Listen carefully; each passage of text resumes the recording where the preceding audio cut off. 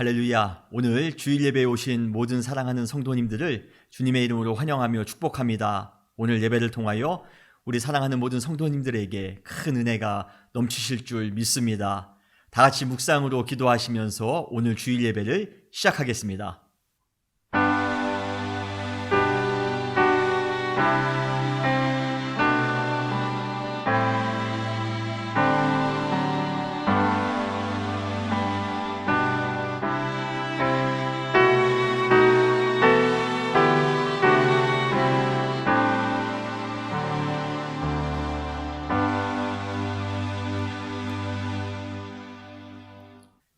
내가 여호와를 기다리고 기다렸더니 귀를 기울이사 나의 부르짖음을 들으셨도다.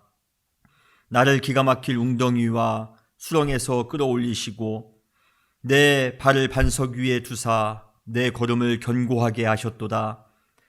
새 노래 곧 우리 하나님께 올릴 찬송을 내 입에 두셨으니 많은 사람이 보고 두려워하여 여호와를 의지하리로다.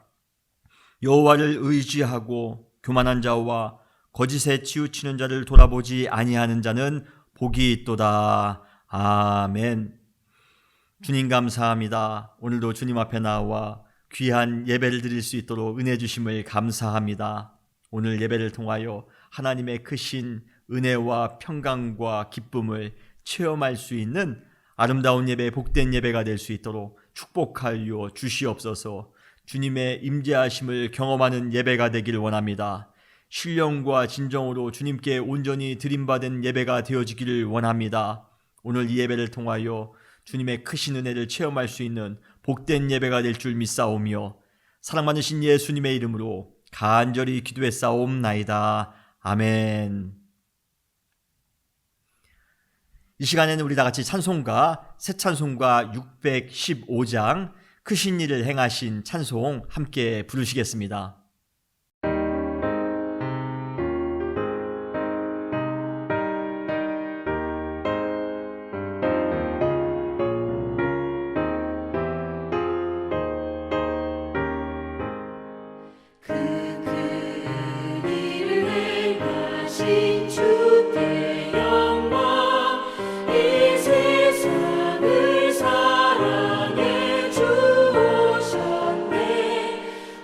우리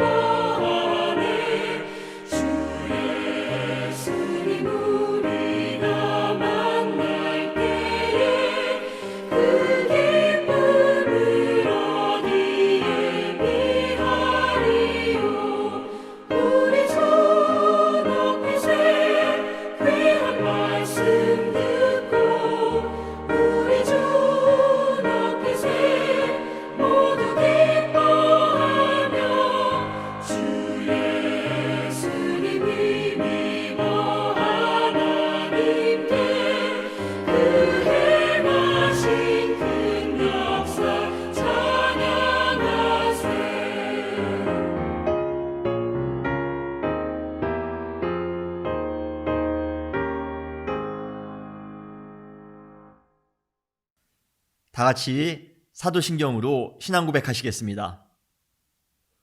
전능하사 천지를 만드신 하나님 아버지를 내가 믿사오며 그 외아들 우리 주 예수 그리스도를 믿사오니 이는 성령으로 잉태하사 동정녀 마리아에게 나시고 본디오 빌라도에게 고난을 받으사 십자가에 못 박혀 죽으시고 장사한 지 사흘 만에 죽은 자 가운데에서 다시 살아나시며 하늘에 오르사 전능하신 하나님 우편에 앉아 계시다가 저리로서 산자와 죽은 자를 심판하러 오시리라. 성령을 믿사오며 거룩한 공회와 성도가 서로 교통하는 것과 죄를 사하여 주시는 것과 몸이 다시 사는 것과 영원히 사는 것을 믿사옵나이다. 아멘. 할렐루야. 오늘 은혜교회에 오신 모든 성도님들을 환영하며 축복합니다. 이 시간에 우리 함께 인사하실 때에 지금 같이 예배를 드리는 사랑하는 가족과 더불어 축복하며 또 사랑하는 인사를 같이 나누기를 원합니다. 주님의 이름으로 환영하며 주님의 이름으로 축복합니다.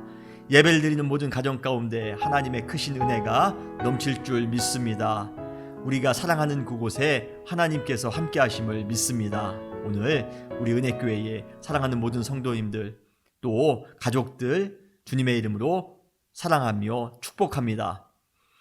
교회 광고 말씀을 드리겠습니다. 우리 은혜교회는 예수 그리스도의 제자가 되어 세상의 변화를 주도하는 교회입니다. 그러한 교회가 되기 위해 우리가 더욱더 영적으로 매진할 수 있는 그러한 교회가 되기를 바랍니다.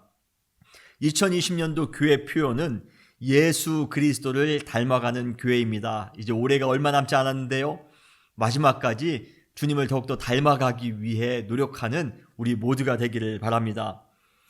10월 한 달 동안 주일 예배는 드라이브인 월십으로 드리겠습니다. 꼭 기억해 주시고 우리가 주일날 매주 주일 오전 11시에 교회 주차장에서 예배를 드립니다. 지금 가을이라 얼마나 주변이 아름다운지 모릅니다. 여러분 야외 예배를 드리는 마음으로 교회 주차장에 오셔서 같이 예배를 드리실 때 우리 안에 기쁨이 넘칠 줄 믿습니다. 여러분 교회에 오시면 라디오 주파수 93.9MHz로 여러분 맞춰 놓으시면 교회에서 우리가 하는 그러한 예배 내용을 잘 들으실 수가 있습니다. 오시는 대로 라디오 주파수를 맞춰 주시고 그리고 특별히 드라이브인 워십 서비스에 오시는 분들은 안전수칙을 잘 지켜주시기를 바랍니다. 특별히 마스크를 잘 착용해 주시기를 바라고요. 그리고 6피트 이상 사회적 거리를 유지해 주시고 그리고 우리 악수라든지 기타 허그라든지 그러한 것들은 삼가해 주시면 감사하겠습니다. 그래서 안전하게 드라이브인 워십 서비스를 드릴 수 있도록 협조해 주시면 감사하겠습니다. 드라이브인 워십 서비스를 들으시는 분들은 예배 전에 오시는 대로 현관 앞에 여러분들이 헌금을 미리 해주시면 감사하겠습니다. 그리고 온라인 지금 예배를 드리시는 분들은 교회 주소 PO박스로 헌금을 보내주시면 감사하겠습니다. 온라인 라이브 새벽 예배가 매주 화요일부터 금요일까지 오전 6시에 교회 유튜브 채널을 통해서 우리가 함께 예배를 드리고 있습니다. 특별히 이번 주부터는 갈라디아서를 새롭게 강해합니다. 여러분 많은 분들이 참여해 주시고요. 특별히 가을입니다. 우리가 정말 새벽 예배 드리기 참 좋은 계절입니다. 그리고 경건의 성장을 위해서 참 좋은 계절이 아닐 수가 없습니다. 많은 분들이 참여해 주시고요. 또 많은 분들이 참여하실 수 있도록 권면해 주셔서 이번 가을 동안 같이 갈라디아서를 나눌 때에 큰 은혜가 넘칠 줄 믿습니다. 더불어 새벽에 함께 기도할 때에 그러한 기도의 제목들도 다 응답될 줄 믿습니다. 꼭 많은 분들이 참여해 주시기를 바랍니다. 줌 기도 나눔방 모임이 이번 주 수요일 10월 14일에 저녁 7시 반에 줌을 통해서 진행을 합니다. 우리가 지난달에도 함께 줌 기도 나눔방을 함께 영상으로 나눴었는데요. 이번에도 함께 나누기를 원합니다. 많은 분들이 지난달보다도 더욱더 많은 분들이 참여해 주시고 방법을 모르시는 분들은 저에게 말씀을 주시면 우리가 줌을 통해서 영상으로 우리가 함께 나누는 시간을 갖겠습니다. 꼭 기억해 주시고 이번 주 수요일입니다. 14일 저녁 7시 반에 많은 분들께서 많은 성도님들 가정께서 참여해 주시면 감사하겠습니다. 온라인 제자훈련 중급반 1기 모임이 10월 20일 화요일부터 시작을 합니다. 중급반은 기본반을 수료하신 분들에 한해서 신청을 하실 수가 있습니다. 신청을 꼭 해주시기를 바라고요. 은혜로운 제자훈련이 될 수 있도록 7주 동안에 진행됩니다. 은혜로운 제자훈련이 될 수 있도록 기도해 주시면 좋겠습니다. 환절기를 맞아 주변에 몸이 불편하신 분들, 또 아프신 분들이 있습니다. 또 질병으로 힘들어 하시는 분들도 계십니다. 그분들의 건강을 위해, 그리고 치유와 회복을 위해 우리 모든 사랑하는 성도님들이 기도해 주시면 감사하겠습니다. 특별히 가능하신 분들은 그들을 사랑으로 섬겨주시며 또 돌보시는 그러한 은혜가 우리 모두에게 있었으면 합니다. 여러분 꼭 기억해 주시고, 어려움을 당하신 분들, 또 기도가 필요하신 분들, 위로가 필요하신 분들을 위해서 함께 기도해 주시고 위로해 주시는 우리 사랑하는 모든 성도님들이 되기를 바랍니다. 이 시간에 우리 한 목소리로 기도하기를 원합니다. 오늘 우리 이 예배 가운데 하나님의 크신 은혜가 넘치기 위하여, 오늘 이 예배를 통하여 주님의 크신 능력을 경험하기를 원합니다. 우리의 기도의 제목들이 응답되기를 원합니다. 오늘 예배 가운데 또 한번 하나님의 그러한 은혜를 경험할 수 있는 예배가 되기를 우리 다 같이 소원하시면서 한 목소리로 기도하시겠습니다.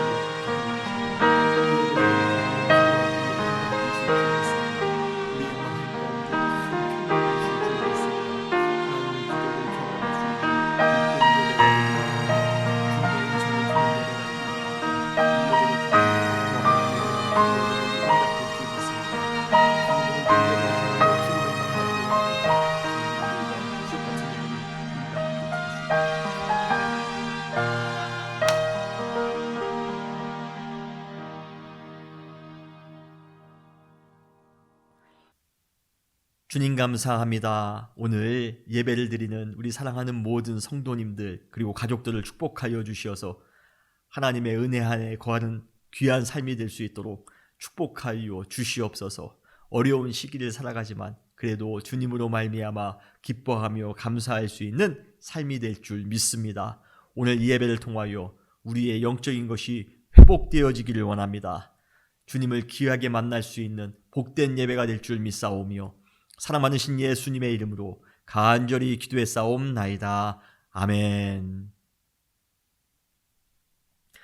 이 시간에는 다 같이 찬송가 216장 1절 부르시면서 우리가 헌금하신 헌금을 봉헌하는 시간을 갖겠습니다.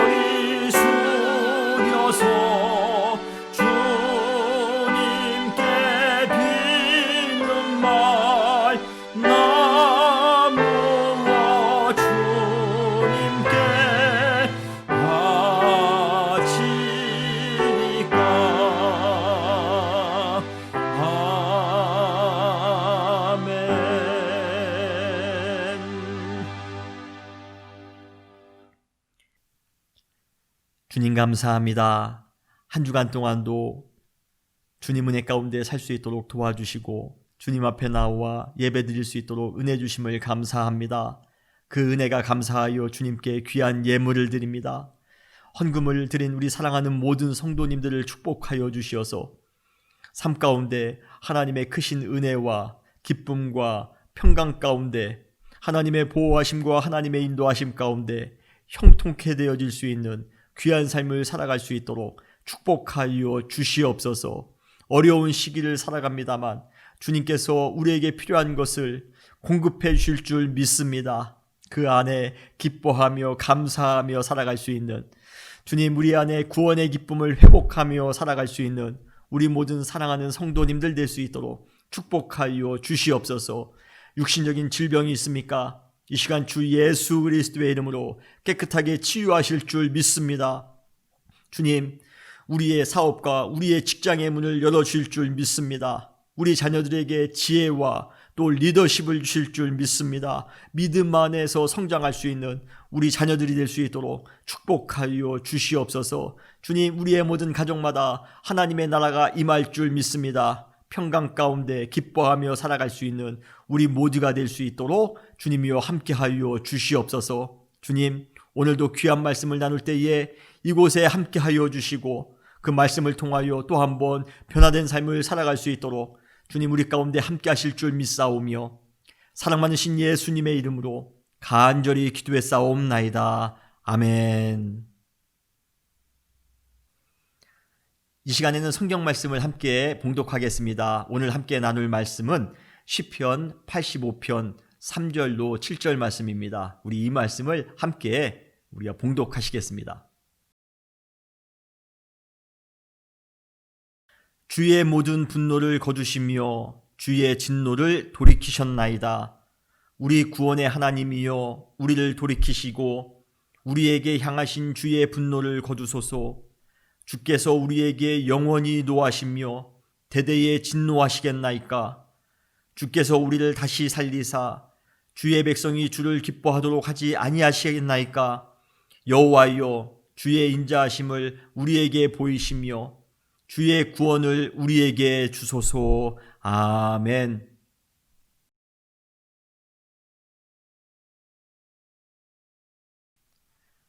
할렐루야. 오늘도 하나님의 말씀을 통하여 큰 은혜가 우리 모두에게 임하시기를 주님의 이름으로 축원합니다. 오늘 말씀 시편 85편 3절로 7절 말씀을 중심으로 화려한 조연들 세 번째 시간입니다. 오늘은 고라자손의 신앙이라는 제목으로 함께 말씀을 나눌 때에 큰 은혜가 우리에게 넘칠 줄 믿습니다. 개인적으로 악기 중에 제일 좋아하는 악기가 있다면 베이스 기타입니다. 베이스 기타의 그 리드미컬 하면서도 중후한 저음의 근음 소리는 언제 들어도 심장을 뛰게 할 만큼 매력적입니다. 그러나 많은 사람들이 음악을 들을 때 멜로디나 가사를 듣는 경우는 많이 있지만 베이스 기타 소리를 듣는 경우는 거의 없습니다. 그리고 어느 음악 같은 경우는 베이스 기타를 좋아하는 사람도 의식적으로 집중해서 들어야지만이 겨우 그 소리를 들을 수 있는 그러한 노래들도 있습니다. 그러나 재미있는 것은 베이스 기타 소리를 전혀 알지 못하는 사람들이라 할지라도 막상 베이스 기타 소리가 빠지면 무언가 큰 허전함을 느끼게 된다는 것입니다. 이것이 바로 베이스 기타가 가지는 아주 신비한 존재감입니다. 사람들은 누구나 돋보이고 싶어 합니다. 존재감을 드러내면서 살고 싶어 합니다. 음악 그룹이나 아니면 아이돌 가수들이 센터를 차지하기 위해 그 안에서도 얼마나 치열한 경쟁을 하는지 모릅니다. 예능 프로그램에 나온 사람들이 그 짧은 시간 동안에 자기의 그 존재감을 나타내기 위해 최선을 다해 노력하는 것을 볼 수가 있습니다. 영화나 드라마에 등장하는 사람들도 더 많은 대사나 액션을 통해서 극중에서 자기의 존재감을 더욱더 나타내려 힘씁니다. 그러나 그러한 노력이 가끔은 상대방에게 상처를 주거나 자기 자신을 더욱더 피폐하게 만드는 안타까운 원인이 되는 때가 종종 있습니다.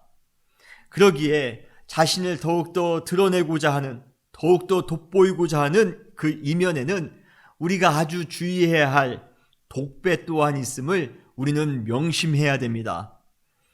그래서 개인적으로 베이스 기타와 같은 삶, 베이스 기타와 같은 그러한 존재감에 마음이 끌리나 봅니다.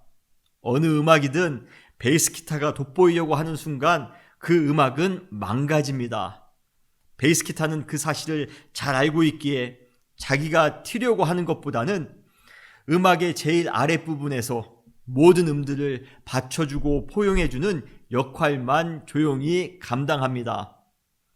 비록 눈에 띄는 주연은 아닐지라도, 그리고 어느 순간에는 존재감을 전혀 느낄 수 없는 조연처럼 보인다 할지라도, 막상 그 사람이 없을 때 큰 공백이나 허전함을 느끼게 된다면 그 사람은 주연보다도 더 화려한 조연의 역할을 하고 있는 것이 아닐까요? 우리는 오늘도 화려한 조연에 대해서 함께 나누려고 합니다. 사실 고대 이스라엘 역사 가운데에 매우 드물게 등장하기에 우리는 그 존재감을 모르는 사람들도 많이 있을 것입니다. 그러나 만약 그들이 역사 가운데 존재하지 않았더라면 우리는 역사적으로 큰 손실을 볼 뻔했을 만큼 큰 울림을 가져다주는 사람들이기도 합니다. 오늘의 조연은 그동안 우리가 나누었던 조연에 비해 좀 특별합니다. 바로 그들은 어떠한 한 특정한 인물이 아니라 어떠한 한 가문, 한 집안을 의미하기 때문에 그렇습니다. 그들이 바로 고라 자손들입니다. 여러분 혹시 고라 자손이라고 들어보셨나요? 아마 많은 사람들이 이 고라 자손에 대해서 생소하신 분들이 더 많으실 겁니다. 다윗과 솔로몬 시대에 활동했던 성전 음악의 두 대가가 있습니다. 우리도 고전 음악의 두 대가 바하와 핸델 이렇게 말하지 않습니까? 그것처럼 고대 이스라엘의 그 음악의 성전 음악의 두 대가가 있습니다. 그들은 같은 지파인 레위 지파의 헤만과 아삽이라는 그러한 사람입니다. 음악의 일가견이 있었던 다윗이 이스라엘 전국을 통일할 그 당시부터 이 두 사람은 성전 음악에 아주 지대한 영향을 미쳤습니다. 그리고 그들 이후에도 그들 각자 집안 전체가 성전 찬양을 위해 계속적으로 헌신함으로써 이스라엘의 최고 명문 찬양 가문이 되었던 것입니다. 그들 가문의 찬양은 지금도 성경 시편에 남아 우리에게 전해오고 있습니다. 시편에 보면 여러분 시편에 표제어가 있습니다. 각 시편에 보면 시편 위에 조그맣게 쓰여진 글자가 있습니다. 그것을 표제어라고 합니다. 그런데 그 표제어에 아삽의 시라고 되어 있는 12편의 시가 바로 이 아삽 가문에 의해 만들어진 작품들입니다. 그들은 찬양의 대가이며 선주였던 아삽을 기리고자 하는 마음으로 12편의 시편에 아삽의 시라고 표제어를 정했던 것입니다. 그리고 또 다른 대가 헤만이죠. 그 헤만의 가문의 작품도 12편이 시편에 나옵니다. 그런데 흥미롭게도 아삽의 가문처럼 헤만의 시라고 표제어를 사용한 것이 아니라 다른 조상의 이름을 표제어로 사용하고 있습니다. 그것이 바로 누구입니까? 고라 자손의 시입니다. 고라는 이 헤만보다도 400년 이상이나 앞선 헤만의 그 먼 조상이었습니다. 그렇다면 헤만의 시라고 표제어를 사용한 것이 아니라 고라 자손의 시라고 표제어를 사용한 이유는 무엇 때문일까요? 고라가 헤만보다 음악적으로 더 뛰어난 사람이었기 때문일까요? 아니면 음악적인 재능을 떠나 그들 가문에서 가장 큰 업적을 남긴 사람이기 때문에 그 고라의 업적을 기리기 위해서 그 이름을 사용한 것일까요? 만약 그랬다면 더더욱 고라의 이름을 사용하지 말았어야만 했습니다. 그 이유가 무엇입니까? 바로 고라는 이스라엘 역사상 처음으로 민족적인 반역죄를 범해 하나님의 심판을 받은 아주 불명예스러운 사람이었기 때문에 그렇습니다. 그는 반역자였습니다. 반역자로 인해 그는 하나님으로부터 어마어마한 큰 심판을 받은 그러한 불명예스러운 사람입니다. 고라는 모세 시대에 살았던 출애굽 1세대 사람입니다. 그는 모세와 아론과 같은 레위 지파였습니다. 그뿐만 아니라 어쩌면 나이도 모세와 아론과 비슷한 연배였을 것입니다. 그런데 모세와 아론의 리더십의 반기를 들고 루벤 지파의 다단과 아비람, 그리고 이스라엘 전역에 있었던 유명한 지휘관 250명과 더불어 반역을 일으킵니다.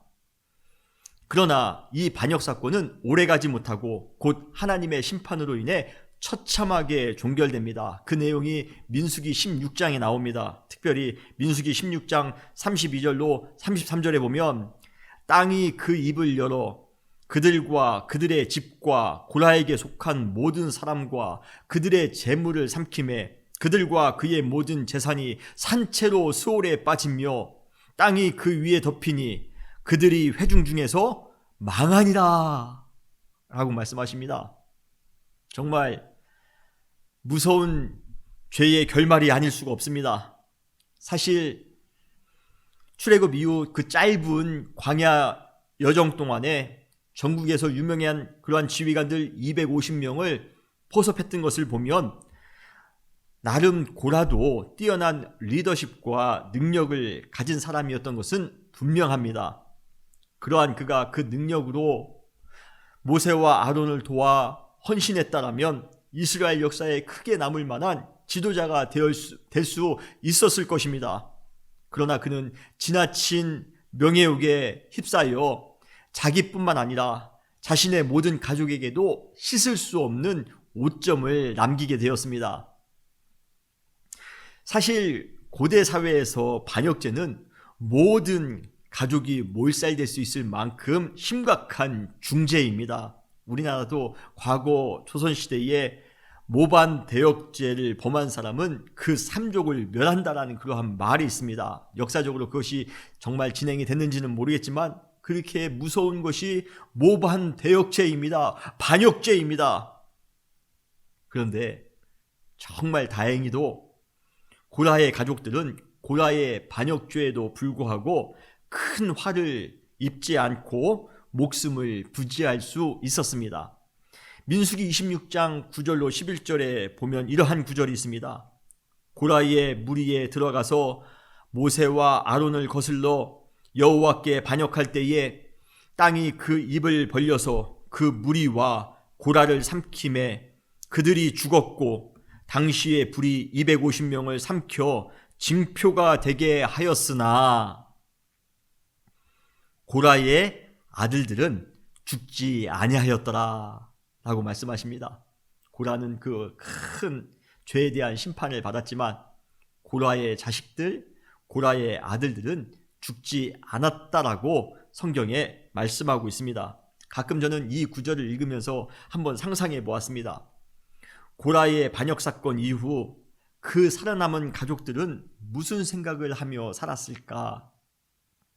아버지가 하나님과 민족 앞에 반역하여 끔찍한 심판을 받게 되는 장면을 보면서 그들은 무엇을 느끼고 무엇을 행동했을까? 여러분도 궁금하지 않으십니까? 일단 그들은 반역 사건 이후 민족의 모든 구성원들로부터 여러 질타와 조롱, 소외와 증오의 대상이 되어 아마 마음 편하게 살지 못했을 것입니다. 아버지가 반역했는데 어떻게 그 민족 안에서 마음 편하게 살 수가 있었겠습니까? 그들은 스스로 그 아버지의 죄에 대해 연대 책임을 가지고 큰 죄책감을 느끼기도 하고 또 그렇게 행했던 아버지를 원망하기도 하면서 매 순간 불편하기도 하고 고통스러운 삶을 하루하루 살아갔을 것이에요. 이러한 상황에 처하면 보통 우리는 둘 중에 하나를 선택하게 됩니다.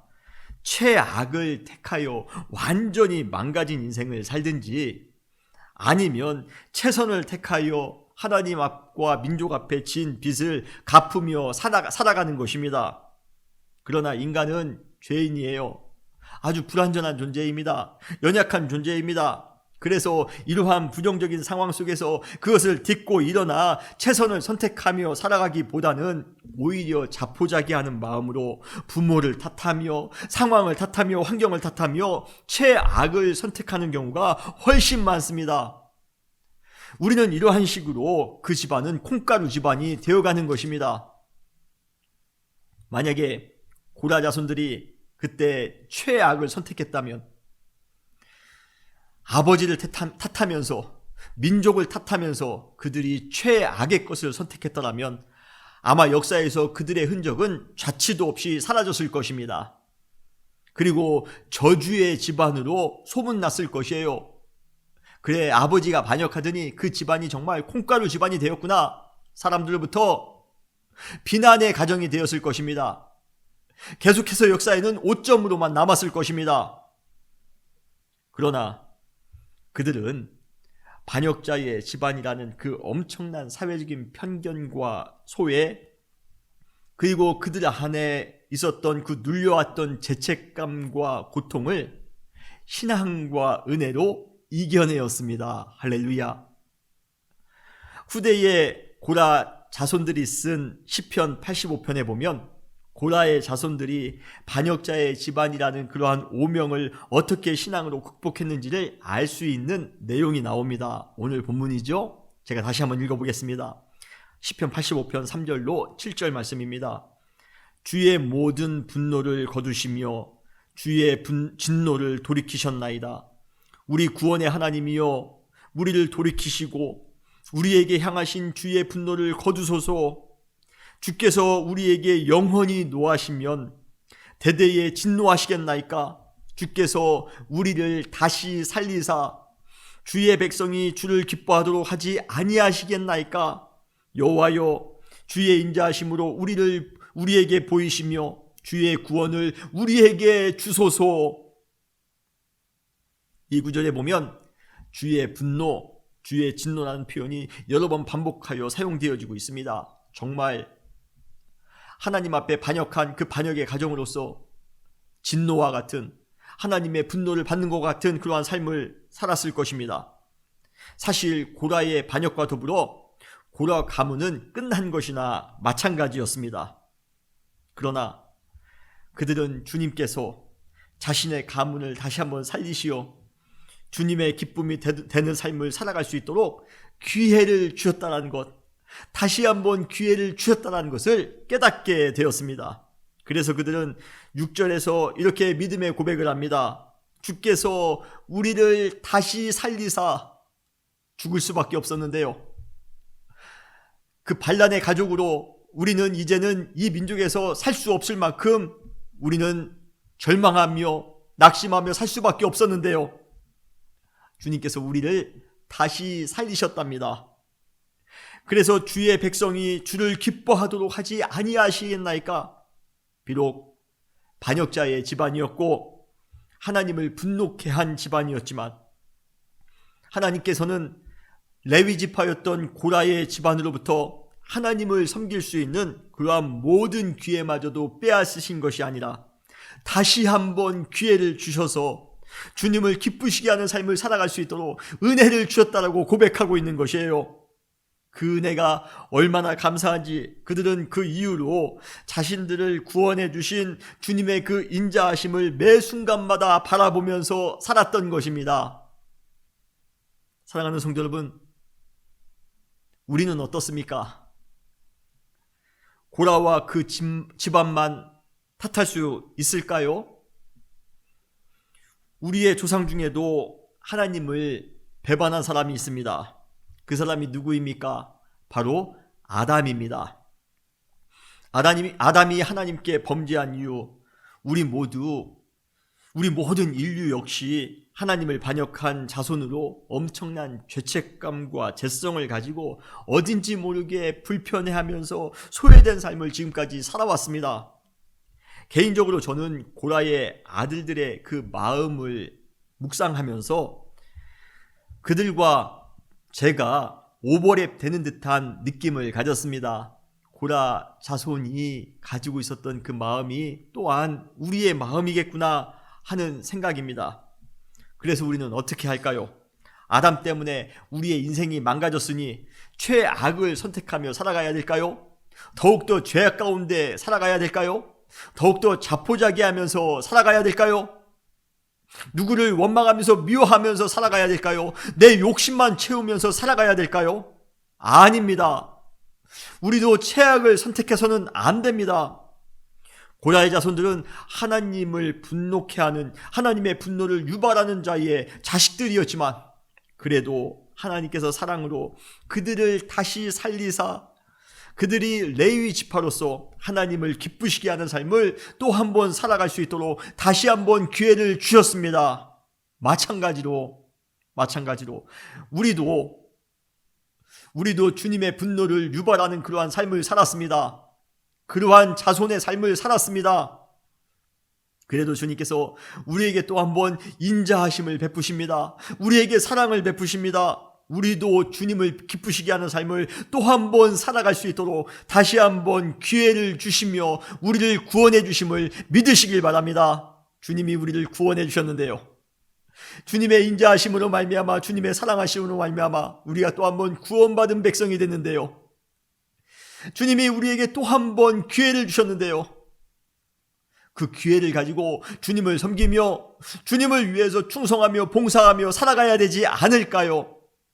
사랑하는 성도 여러분, 우리를 구원해 주신, 우리에게 새로운 기회를 주신 그 주님을 바라보시면서 또 한 번 믿음으로 주님을 섬기며 살아가시는 우리 모두가 되시기를 주님의 이름으로 축원합니다. 고라의 반역 이후 수백 년이라는 세월이 흐른 후에 해만을 비롯한 고라 자손은 성전에서 예배 중에 하나님을 찬양하는 아주 특별한 사명을 감당하게 되었습니다. 반역자의 가정이 하나님을 찬양하는 가정으로 완전히 변화된 것입니다. 아주 놀라운 변화가 아닐 수가 없습니다. 심지어 여호사밧 왕 시대에는 성전뿐만 아니라 전쟁터에서도 찬양을 통해 승리를 거두는데, 그때 군사들보다도 더 앞서서 선봉에 서서 그 전쟁터에서 행진한 사람이 바로 이 고라 자손들이었습니다. 그들은 무기를 들지 않고 악기를 듭니다. 그들은 목소리 높여 찬양하며 그 전쟁터에서 최선봉에 서서 나아갔던 것이에요. 그들이 바로 고라 자손들입니다. 고라 자손이 찬송하며 나아갈 때에 그 전쟁에서 승리하는 놀라운 역사를 경험하게 됩니다. 한때는 반역의 가족으로 온갖 서름과 모욕은 다 받으며 살았는데 그 모든 것을 하나님의 은혜로 극복하고 이제는 찬양을 보급하는 사람으로, 찬양을 체계화시키는 사람으로, 그러한 가문으로서 살아갈 뿐만 아니라 찬양의 능력을 증언하며 살아갔던 그 가족들이 바로 고라 자손들입니다. 과거에는 고라라는 이름이 자신들의 발목을 잡는 오명이었습니다.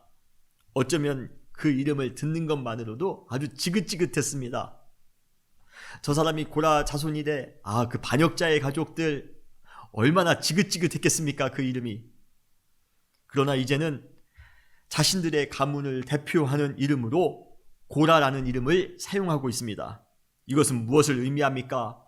과거 자신들의 연약한 모습을 더욱더 돌아보고, 그럼에도 불구하고 그들을 구원해 주신 하나님의 은혜를 더욱더 기억하기 위해, 그리고 그 은혜 아래서 하나님을 더욱더 사랑하며 더욱더 섬기기 위해 그들은 영적으로 영적인 자극제로서 고라의 이름을 의도적으로 사용했던 것입니다.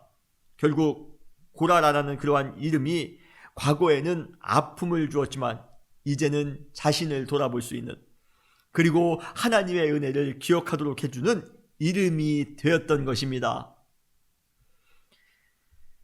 사람마다 누구든지 지우고 싶은 과거의 기억이 있습니다.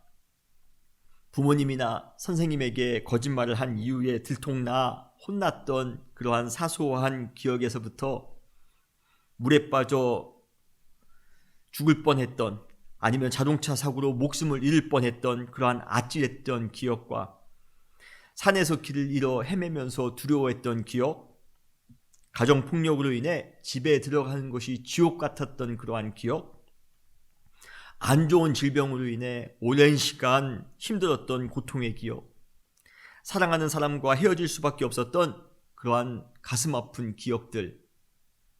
사실 우리는 그러한 기억들을 우리의 인생 속에서 완전히 지움으로써 극복하려고 합니다.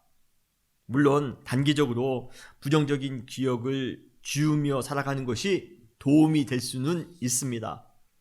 그러나 우리가 경험했던 그 기억은 우리가 억지로 지우려고 해서 지워지는 것이 아니라 지운 것 같지만 우리의 무의식 저편에 아주 찢기처럼 남아 우리도 모르는 사이에 우리의 삶에 큰 영향을 주곤 합니다.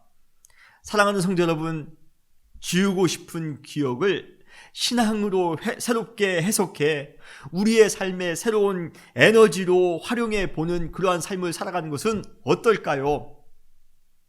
지난주에 우리 안에 부정적인 감정들을 소망으로 바꿔주셨던 주님을 만났습니다. 마찬가지로 그 주님께서 우리 안에 있는 그 부정적인 기억들을 다시 믿음의 도구로, 신앙의 에너지로 바꾸어 주실 줄 여러분 믿으시길 바랍니다. 질병을 통해 혹독한 고통을 경험한 사람이 그 기억을 통해 질병으로 고통당하고 있는 다른 사람들의 마음을 위로해 줄 수 있을 것입니다. 가정폭력의 상처를 가지고 있는 사람이 그 기억을 통해 가정폭력을 당한 다른 사람들의 마음을 치유해 줄 수 있으며, 더 나아가 가정폭력을 퇴치할 수 있는 지혜와 행동을 할 수가 있는 것입니다. 아픔의 기억, 지우고 싶은 과거의 기억으로 인해 움츠리며 소극적으로 비관적으로 사는 것이 아니라 그 부정적인 기억을 창조적으로 변혁시켜 우리의 삶의 새로운 에너지와 활력으로 만들어가는 것, 이것이 바로 신앙인의 삶입니다. 고라 자손에게 있어 고라라는 이름은 기억하기도 싫은 그러한 이름이었습니다. 그러나 지금은 그 이름을 자신 있게 자기의 가문의 이름으로, 자기의 가문의 정체성, 아이덴티티로 사용하고 있습니다. 여기에서 주는 메시지는 분명합니다. 우리는 반역자의 가문이었습니다. 그래도 우리는 그것을 극복하고 하나님을 기쁘게 찬양하는 그러한 가문으로 거듭났습니다. 우리는 그 가문으로서 헌신하고 있습니다. 바로 당당하게 자기의 가문을 나타내고 있는 것입니다. 얼마나 당당합니까? 우리 성도님들도 이러한 당당한 믿음의 고백이 우리의 삶 가운데 있기를 바랍니다. 이러한 당당한 고백이 우리의 인생을 변화시킬 것입니다. 과거에 우리의 아픈 기억들, 잘못된 기억들, 그 안에서 우리가 계속해서 눌려 살아가는 것이 아니라 그것을 창조적으로 변혁시켜 그것을 통하여 더욱더 새로운 우리의 삶을 창조해 나아갈 수 있는 그러한 은혜가 우리 모든 사랑하는 성도님들에게 있으시기를 주님의 이름으로 축원합니다. 그런데 고라 자손이 맡았던 사명은 찬양뿐만 아니라 또 한 가지 중요한 사명을 맡아 헌신했습니다. 그것이 바로 성전 문지기의 사명이었습니다. 역대상 9장 19절에 보면 고라의 증손 에비아삽의 손자 고레의 아들 살롬과 그의 종족 형제 곧 고라의 자손이 수종드는 일을 맡아 성막 문을 지켰으니 그들의 조상들도 여호와의 진영을 막고 출입문을 지켰으며 라고 말씀하고 있습니다. 고라 자손들은 그들의 조상들로부터 성막의 문지기로서 헌신했습니다. 그리고 솔로몬이 성전을 건축한 이후에도 계속해서 성전의 문지기로 헌신했습니다. 성전의 문을 여닫는 것이 뭐 그리 대단한 일일까 생각하는 사람이 있을 수도 있습니다.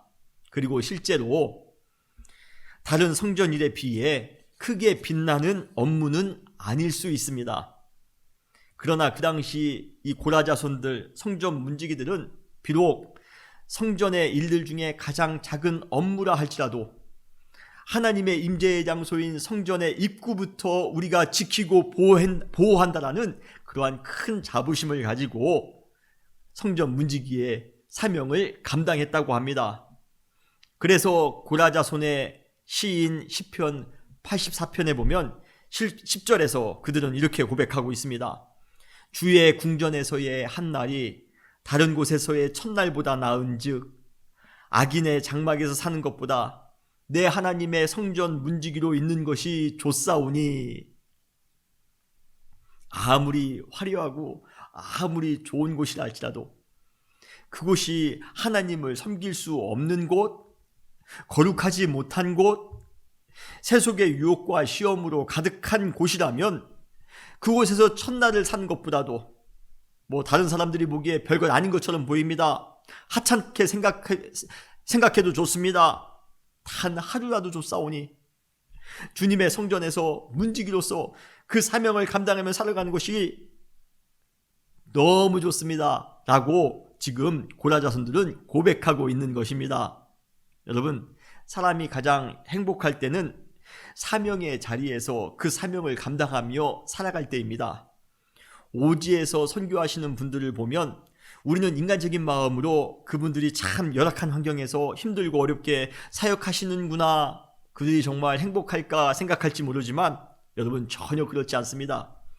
그분들은 그곳을 주님께서 허락하신 사명의 자리라 믿기에 그곳에서 헌신할 때 그들은 가장 행복할 수 있는 것입니다. 저도 과거에 개척할 때 그러한 경험이 있습니다. 사람들이 다 저에게 물어봐요. 힘들지 않습니까? 어렵지 않습니까? 개척하는 것이 힘들지 않습니까? 그러나 그 개척하는 그 순간이 저에게는 사명의 순간이었기 때문에 그곳에 있을 때 얼마나 행복했는지 모릅니다. 조금 못 먹어도, 좀 여유롭게 못 살아도, 그래도 하나님이 나에게 주신 사명의 자리에 내가 서 있고 그곳에서 내가 사명을 잘 감당하고 있습니다. 여러분, 그것이 주는 행복이 있습니다. 그것이 주는 기쁨이 있습니다. 가끔 우리의 삶의 문제가 다 해결된 것 같습니다. 모든 것이 다 형통합니다. 그런데도 불구하고 마음에 평안이 없고 불편한 마음이 자주 든다면 그때 우리는 우리가 지금 올바른 사명의 자리에 서 있는지 확인할 필요가 있습니다. 우리 성도들은요, 바른 사명의 자리에 서 있지 못할 때 영적으로 불안감을 느끼는 존재입니다. 어쩌면 넓고 안락한 집에 살면서도 우리는 물도 제대로 나오지 않고 오지에서 선교하시는 그러한 분들보다도 더 불행한 삶을 살고 있을지 모릅니다. 왜입니까? 사명의 자리에 서 있지 못한다라면 아무리 세상 것을 우리가 누리며 살아간다 할지라도 성도의 마음은 불편할 수밖에 없습니다. 작은 것이라 할지라도 교회에서 화장실 청소하는 거면 어떻습니까? 교회 마당에 잔디를 깎는 것이면 어떻습니까? 지역에 어려운 사람을 돕는 것이면 어떻습니까?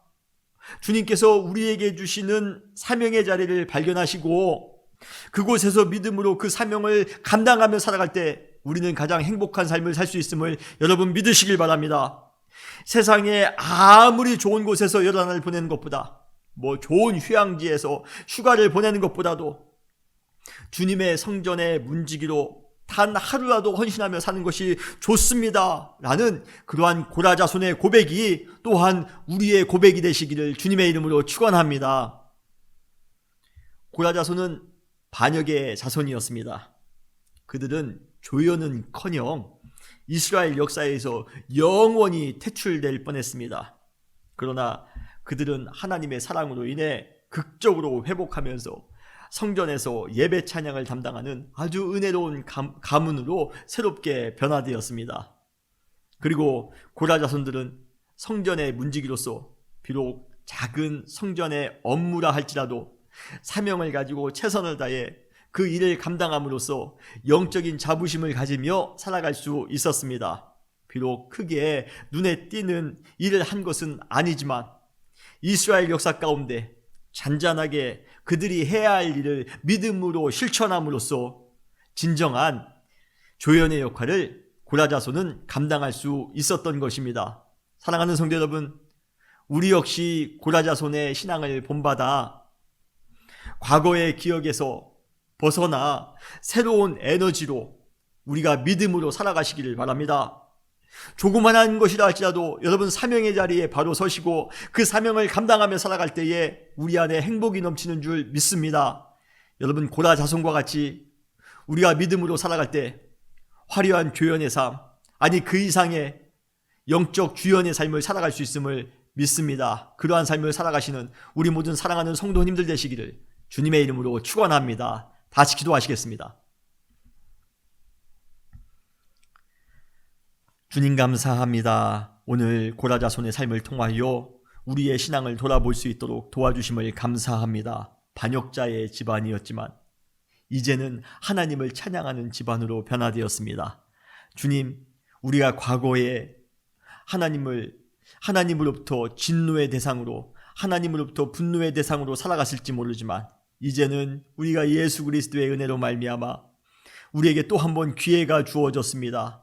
고라 자손처럼 과거 어두운 기억 가운데 함몰되어져 살아가는 것이 아니라 오히려 그것을 극복하여 새로운 에너지를 가지고 믿음으로 살아갈 수 있는, 주님의 사명을 잘 감당하며 살아갈 수 있는 우리 모든 사랑하는 성도님들 될 수 있도록 축복하여 주시옵소서. 고라의 신앙을 본받아 또 우리가 삶을 살아갈 때에 주님께서 우리의 삶 가운데 함께 하심으로 또 한번 승리할 줄 믿습니다. 기쁨과 감사가 넘칠 줄 믿습니다. 은혜 가운데 살아갈 수 있는 우리 모든 사랑하는 성도님들 될 수 있도록 축복하실 줄 믿사오며 사랑 많으신 예수님의 이름으로 간절히 기도했사옵나이다. 아멘.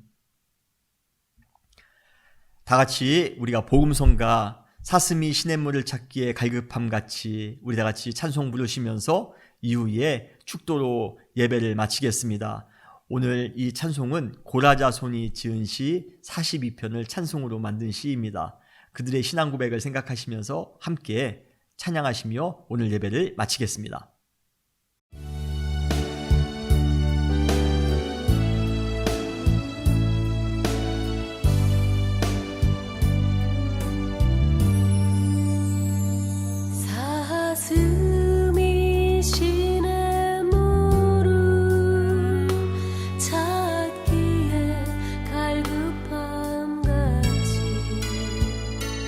내 영혼이 주를 찾